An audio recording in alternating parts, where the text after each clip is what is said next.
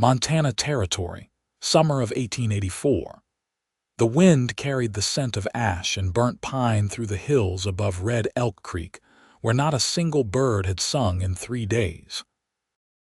The fire had come fast, roaring down from the north with no warning, swallowing the cabin, the barn, and the small corral in less than an hour. What the flames did not take, the smoke ruined. What the smoke missed, the silence had claimed. She had not spoken since. Jessa Mae Millen stood barefoot in the soot-covered grass, her dress torn at the hem, her palms scraped raw from dragging her children from the back of the burning cabin. Her lips were cracked from heat and grief, her eyes dull. She had not said a word since the night she lost them. The boy had been 8, the girl only 4, Nathaniel and Nora. Their names still hung in the air like smoke, thick and heavy and choking. The neighbors had not come. The fire had scared off every settler within 5 miles. There was nothing left to steal anyway. But someone came on the 3rd morning. His name was Yates Parlow, a cowboy running cattle for a ranch south of the river. He had seen the smoke from 2 ridges over and rode through the charred hills, past the blackened trees and blistered stones until he found her. He said nothing at first. Dismounted, slid his hat from his head, looked from the crumbled remains of the chimney to the woman standing still in front of it like a statue carved from ash. Jessa did not look at him. She did not move. "I will not touch you," Yates said quietly, "but I will stay. Just so you are not alone." She did not blink. He set up camp a few yards off, under a pine that had somehow survived the blaze. He fed his horse, boiled beans, and drank from his canteen. He waited. On the 2nd day, he cleared the rest of the cabin's wreckage and found what was left of her family's possessions: an iron kettle, a child's boot, a scorched Bible. He placed each item gently on a quilt he found half buried in the dirt, folding the edges around them like they were still worth keeping.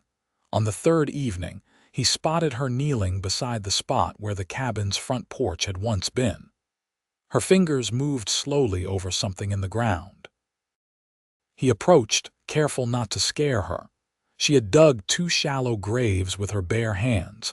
Without asking, Yates knelt beside her and dug with her, using his knife and then his hands when the blade dulled against the stone-packed earth. He did not ask whose graves they were. He already knew. By the time the sun dropped behind the ridgeline, the graves were ready. She still had not spoken. He watched her press 2 small cloth bundles into the dirt. She had wrapped them in a piece of her skirt. Her hands shook, but she did not cry. She did not blink. Yates stood beside her as she stared down at the mounds. He opened his mouth, closed it, then said simply, "I will wait as long as you need." Her shoulders stiffened. For a moment he thought he saw something flicker in her eyes. But she turned away and walked back toward the blackened clearing, silent as ever. He did not leave. He rebuilt her fire ring, gathered dry wood from the ridge where the fire had not touched, and kept a pot of water warmed at all times. He brought her berries, fish, even a rabbit once. She did not eat when he watched, but the food was always gone by morning. A week passed. Then another. On the 9th day, she sat beside the fire while he mended his saddle strap. She picked up a twig, turned it in her fingers, and stared into the flames. "I heard them cry," she said, her voice thin and low. Yates looked over but did not speak. "I tried to go back in. I tried." Her hand trembled around the twig. Her eyes stayed on the fire. They were sleeping. "I thought I had time." "I thought," her voice broke, and she pressed the back of her hand to her mouth. Yates set down his leather strap. "I believe you," he said. She shook her head. "You do not even know me." "I do not need to know your past to believe your heart." Jessa looked at him then. Really looked. He had a scar under his left eye, a sunburned neck, calloused hands. He was not clean-shaven and not handsome, not in the way stories told it, but he was real, solid, unmoving. "Why are you still here?" she asked. "Because you are." She stared at him, and her lips parted like she might speak again, but she said nothing. She just looked at him, and this time she did not look away. The next morning he found her feeding his horse a handful of oats from her palm.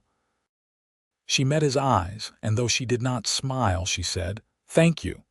It was soft, barely above a breath, but it was clear. Yates nodded and said nothing more.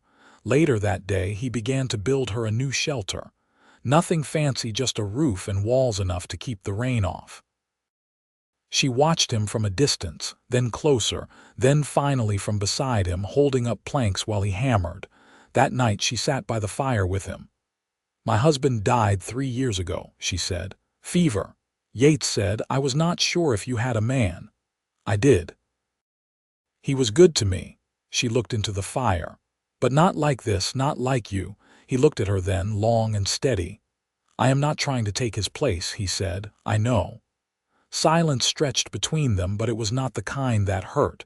It was a different kind. A quiet that held something warm. That night she did not sleep on the far side of the fire. She lay closer, within reach. She did not speak again until dawn. "Yates?" "Yes. I do not want to be alone anymore." He turned toward her, his voice low. "You do not have to be." She reached for his hand under the blanket. He took it, gently. And for the first time in weeks, she slept without waking from screams.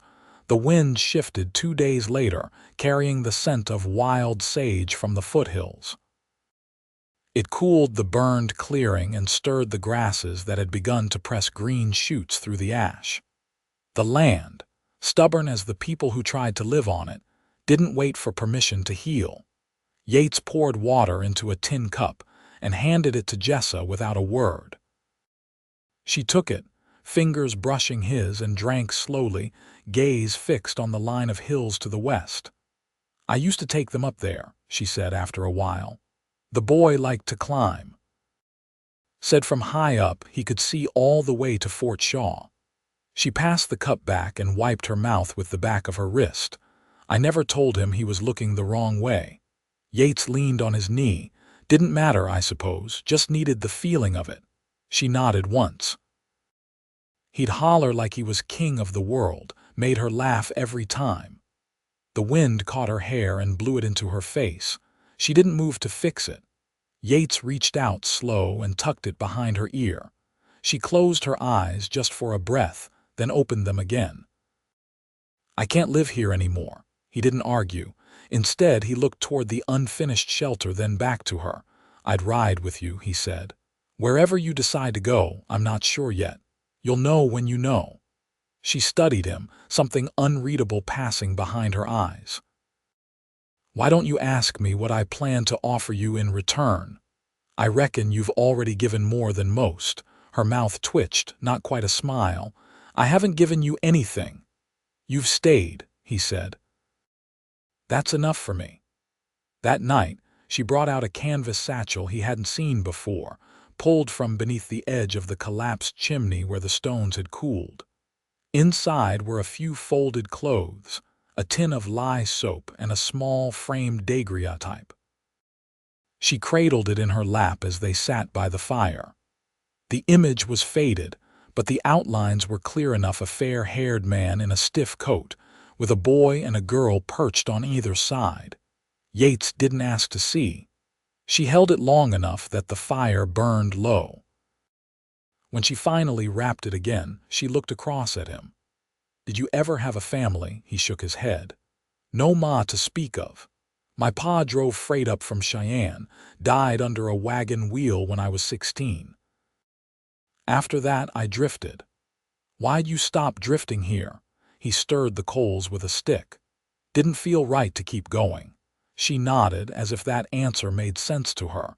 The next morning, she saddled the bay mare grazing near the ridge.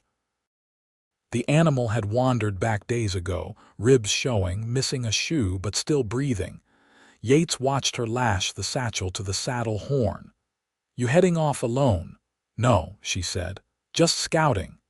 He didn't follow, and she didn't ask him to.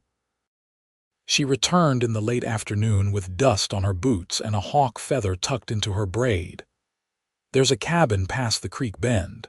Empty but standing. Belonged to the O'Briens. They left last spring. Roof's good and there's a well. Close enough to hear, far enough that it won't feel like I'm living in their ashes." Yates nodded. "You want help moving?" "Yes." They packed what little was worth carrying. The quilt, the kettle, the few salvaged tools. He carried the bundles. She led the horse. They walked side by side, footsteps quiet in the soft grass. The land rolled gentle in that stretch, with cottonwoods lining the creek and a stand of chokecherry bushes near the bend. When they reached the cabin, she paused at the threshold. The door hung open, grayed but whole. She stepped inside first, hand on the frame, and Yates waited until she looked back and gave a nod. Inside, the place smelled of old wood and dust, but the boards were dry and the hearth clean.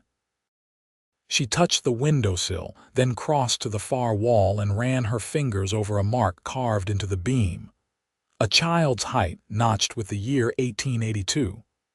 "They had sons," she said. "3 of them. The youngest drowned in the creek. Mrs. O'Brien couldn't bear to stay." Yates set down the bundles without a word. She turned to him. "I'll need to clean it, patch what's loose. I'll fetch water." She watched him carry the bucket out the door, and a warmth stirred in her chest that had nothing to do with firelight or sunlight. Just a man, doing what needed doing, without asking what it would earn him. That night, after she swept the floor and laid the quilt in the corner, she sat beside him on the stoop. The stars were clear above the roofline, and the air smelled of river rock and pine bark. "Yates?" "Yes. I don't know what comes next." He looked at her, his voice steady. "Then we find out together."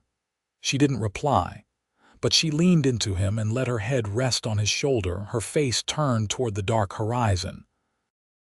And he stayed there, still and quiet, until the moon rose and the night settled around them like a promise.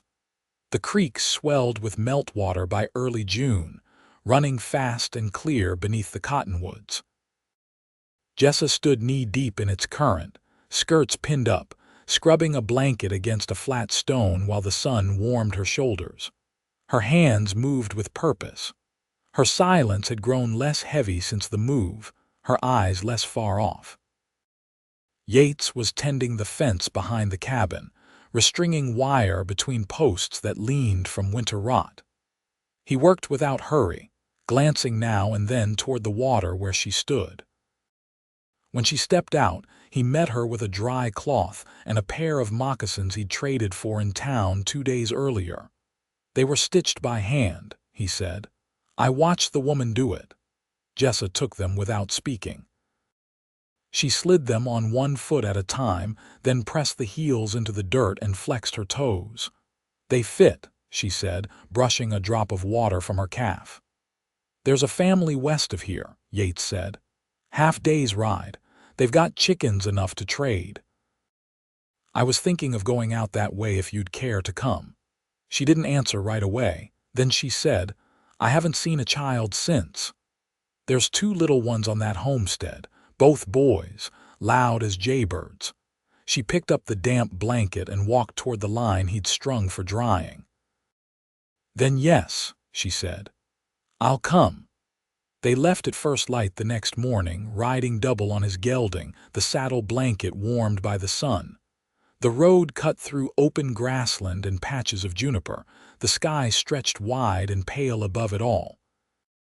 Jessa rode behind, her arms wrapped loose around his middle, her cheek pressed once to his back and then lifted again without a word. "You ever taken to planting?" he asked as they reached a rise. "I kept a small patch of turnips," she said. "Tried corn once. The soil didn't like it. There's a field behind the cabin, ground soft, I could till it." She didn't reply, but a moment later she shifted and said, "I'd try cabbage, maybe carrots." They reached the homestead near midday. The woman who greeted them was stout and sunburned, with a baby on her hip and a rooster under one arm. She gave Jessa a quick once-over, then invited them to sit under the lean-to for lemonade. The children were loud, as promised. One climbed into Yates's lap without invitation. Jessa watched him laugh and steady the boy with both hands, his voice lifting in mock surprise when the child tugged his hat forward over his eyes. Later, as they rode back with a crate of eggs and a sack of flour tied to the saddle horn, Jessa said, "You're good with them." "I've worked horses most of my life," he said. "Children aren't all that different." She smiled not wide but real and said nothing more. That evening, she braided her hair for the first time since the fire, her fingers steady. She sat by the hearth, weaving each dark strand in silence, while Yates carved a new spoon from a block of aspen. The light from the lamp between them threw shadows on the floor.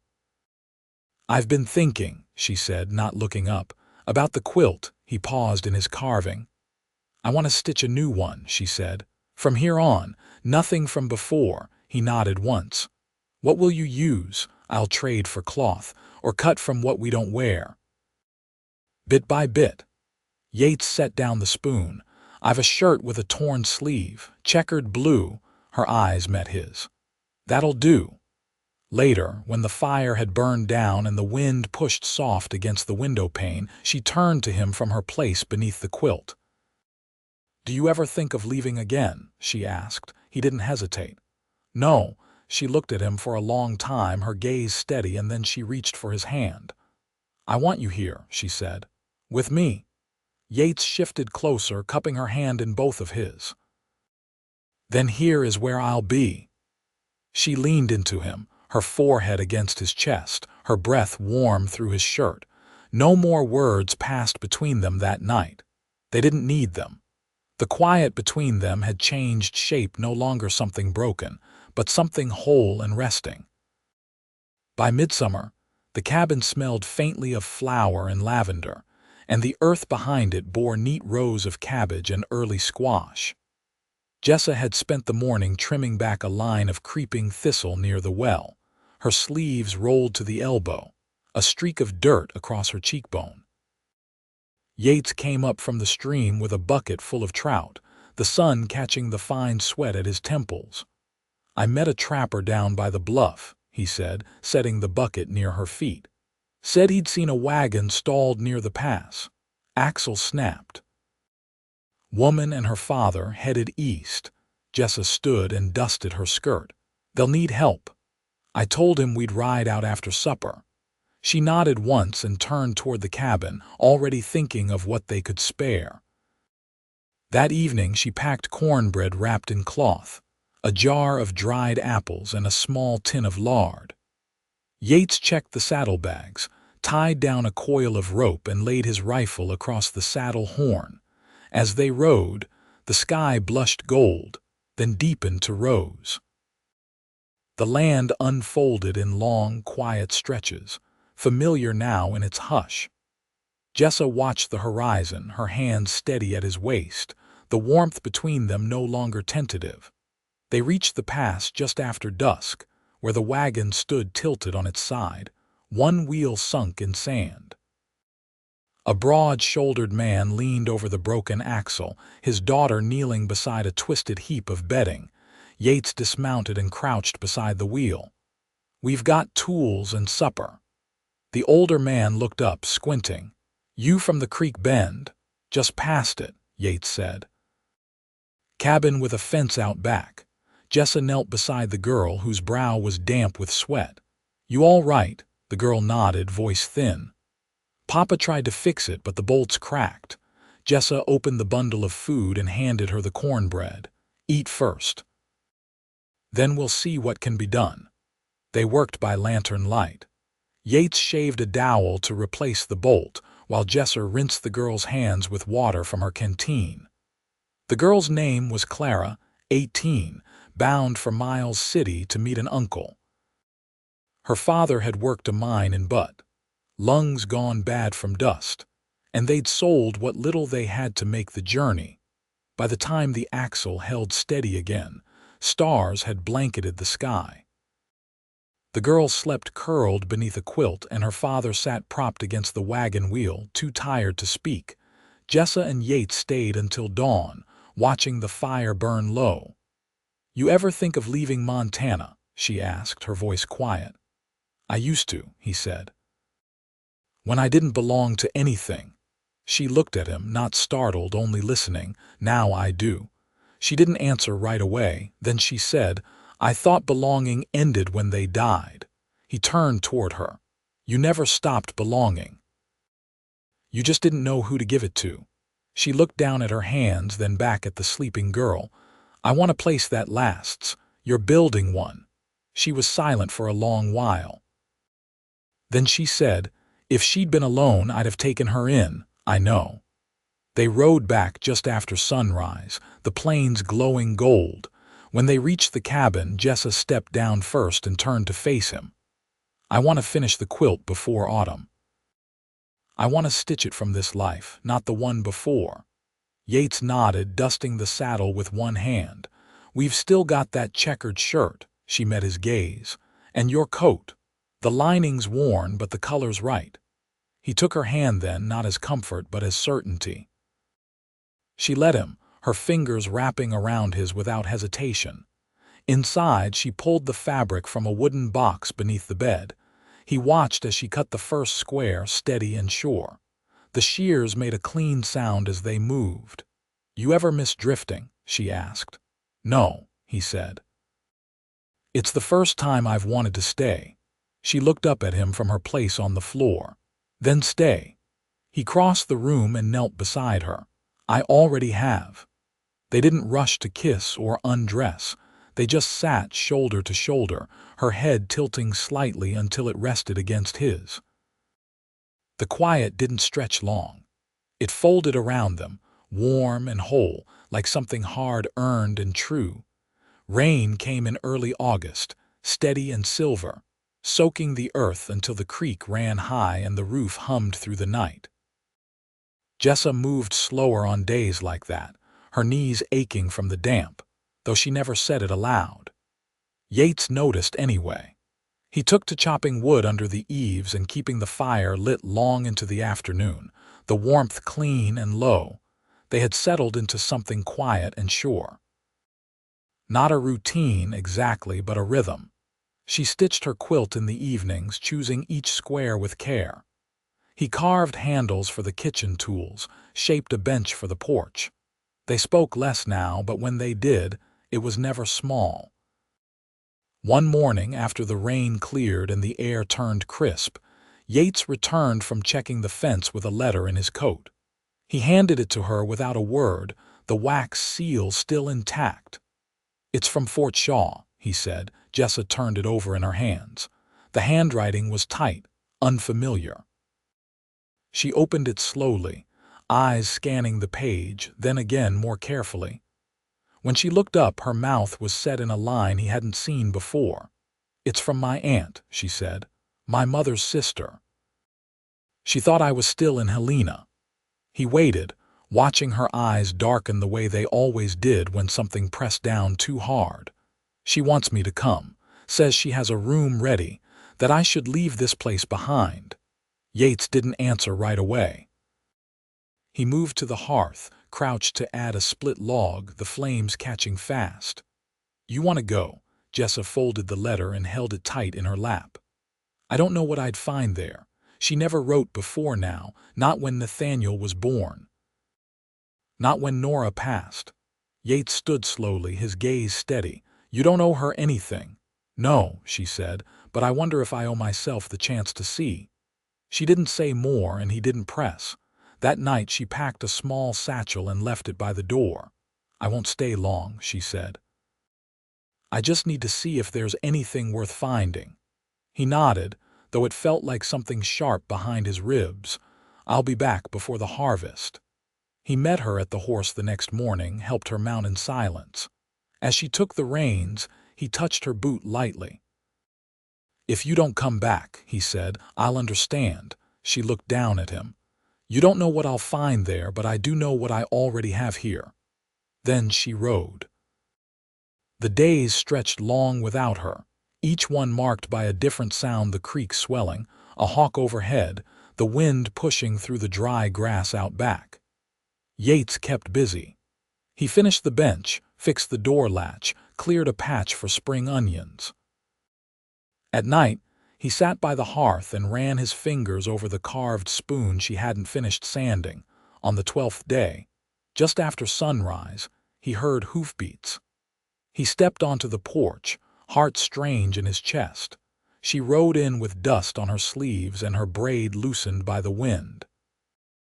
Her satchel was still half full. She dismounted without a word, tied the mare to the post, and walked up the steps. "I thought about staying," she said. "There was a place. A warm bed, a mirror by the window, but it didn't hold me." He didn't move. She meant well, but she didn't know me. "Not like you do." Then she reached into her bag and pulled out a folded bundle of muslin. "I brought this back, for the quilt." He took it from her hands, fingertips brushing hers. "What color is it?" "Sunflower gold." "I thought it might brighten the middle." He let out a breath he hadn't realized he was holding. "You're sure?" I asked myself what came next, and I saw this place. You, the porch, the fire. She looked at him, eyes clear. "That's my future, Yates." He stepped forward, took her face gently in his hands, and kissed her. It wasn't hurried. It wasn't soft, either. It was the kind that knew what had been lost and what had been found. When he pulled back, her hands were still clutched in his shirt.